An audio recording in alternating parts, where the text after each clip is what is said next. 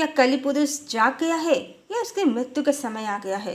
Hello friends, social media जानकारियों का समंदर है, पर समंदर में सिर्फ मोती ही हो ये संभव नहीं है।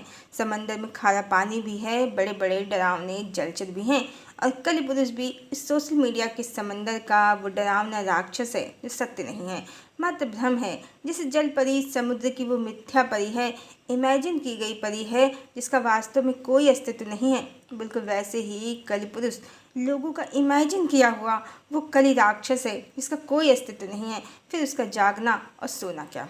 वास्तव में संसार में ईश्वर के अतिरिक्त कुछ भी सत्य नहीं है।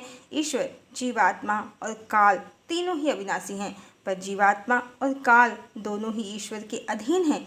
काल को समय कहें, दिन रात कहें, मास कहें या वर्ष या फिर युग, ये समय चक्र है, न कि कोई जीवात्मा या कोई पुरुष।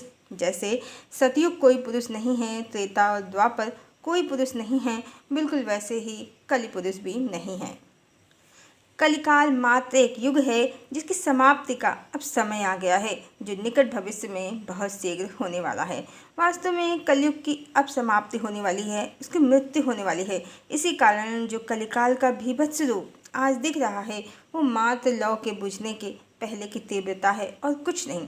जैसे मरती हुई चींटी को पंख उग जाते हैं, मात्र जाता हुआ कलिकाल पाप का, अनाचार का आखिरी भयानक रूप दिखा रहा है। पर सत्य यही है कि कोई कली पुरुष नहीं है और न वो जाग गया है, बल्कि अब तो ईश्वर के प्रभाव से उसकी मृत्यु निश्चित है।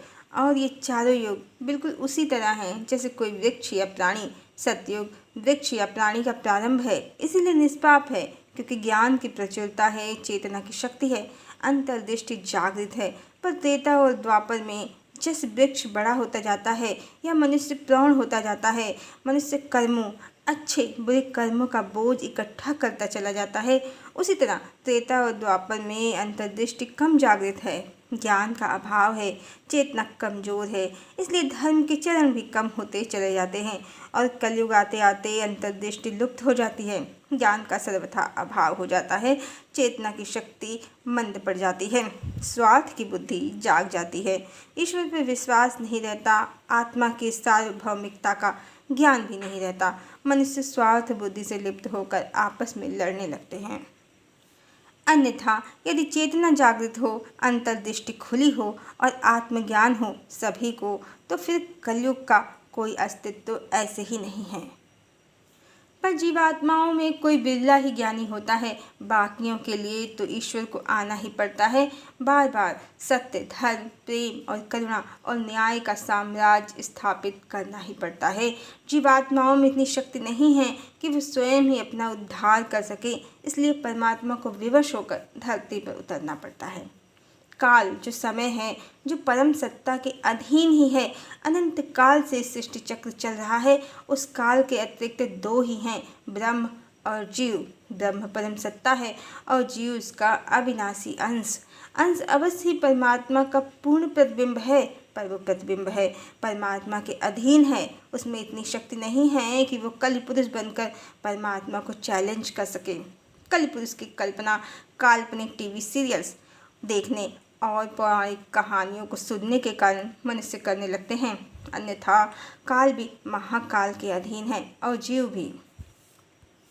वो तो मनुष्यों में काम, क्रोध, लोभ, मोह, मद, माया के संसार के विकार कलिकाल में सबसे ज़्यादा होते हैं। कारण आज्ञा चक्र और हृदय चक्र जागृत न होने के कारण, सभी युगों में सबसे कमज़ोर होने के कारण इस युग के मनुष्यों की चेतना भी बहुत कमज़ोर होती है और पाप वृत्ति इसी कारण बढ़ जाती है। बिल्कुल वैसे ही जैसे वृद्धावस्था में आँखों की ज्योति निस्तेज होती जाती है, देखने, सुनने, समझने की क्षमता घट जाती है, शरीर कमज़ोर होता जाता है।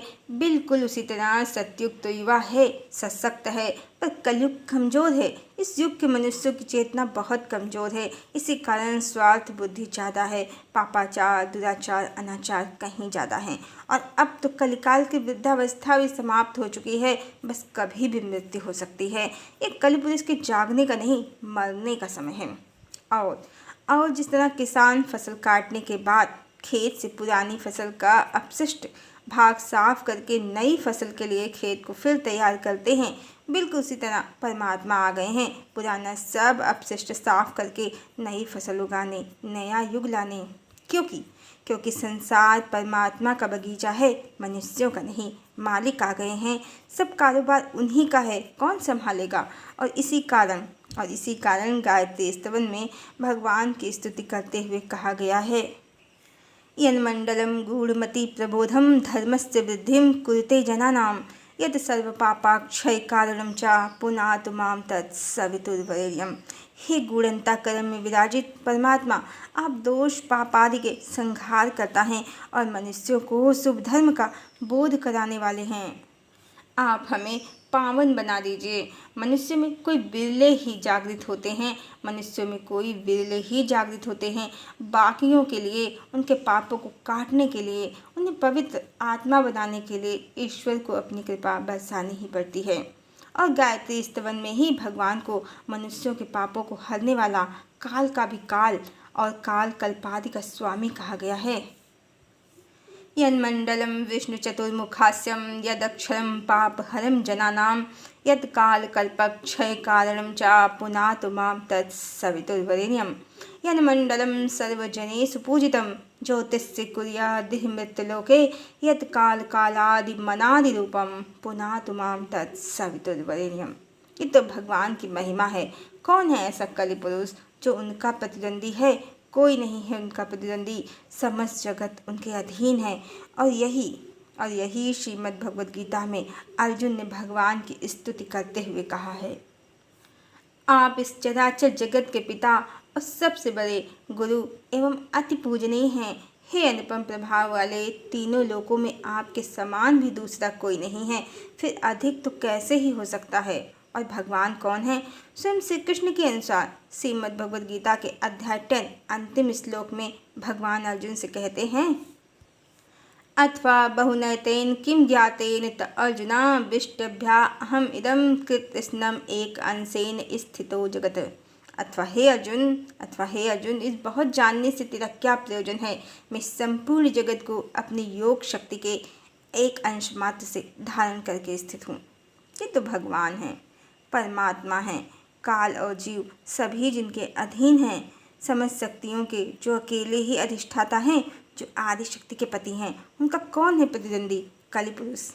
क्या है उसकी औकात? उसका तो जन्म और मृत्यु भी परमात्मा के ही अधीन है। फिर सोना और जागना क्या? अब कलि पुरुष जागेगा नहीं, मरेगा, क्योंकि ये समय किसी भी पुरुष का नहीं है, एकमात्र परम पुरुष का है, पुरुषोत्तम परमात्मा का है। और परमात्मा के अनुसार ही जैसे श्री कृष्ण ने अर्जुन से कहा है श्रीमद् भगवद गीता में, न असतो विद्यते भावो न अभावो विद्यते सता। असत वस्तु की तो सत्ता ही नहीं है और सत्य का अभाव ही नहीं है। यह बिल्कुल वैसे ही है कि जब तक कि सूर्योदय नहीं होता है तब तक ही अंधकार का अस्तित्व है, अन्यथा उसकी तो कोई सत्ता ही नहीं है। जब तक ज्ञान नहीं है तभी तक अज्ञानता है, कलिकाल है, अन्यथा उसकी तो कोई सत्ता ही नहीं है। सत्ता एकमात्र परम सत्ता की है, परमात्मा की है। यही सत्य है, एकमात्र सत्य। हरि ओम।